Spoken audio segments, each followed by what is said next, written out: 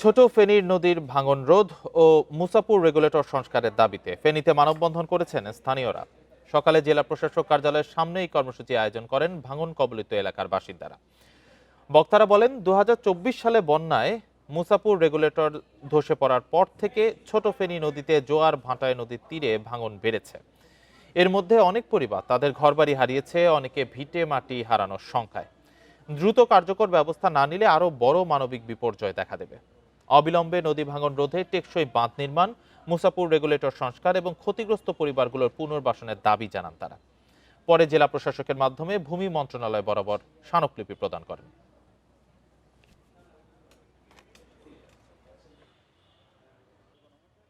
আমরা নদী সব ভাঙি গেছে, ঘর বাড়ি সব গেছে, রাস্তারও সব গেছে। আমরা বাড়ির থেকে বাইরের মধ্যে সেই সুযোগ নাই। পানি উন্নয়ন বোর্ডের এসডিও ইউসাফ সবাই নিয়েছি, দেখাইছি, কিন্তু এরা এখানে এই ভাঙনটা রোধের কোনো ব্যবস্থা নেই। সরকার যদি কোনো কিছু আমাদের জন্য কিছু না করে তাহলে বাকি বাড়িগুলো চলে যাবে, তাহলে আমরা কোথায় যাবো? আমাদের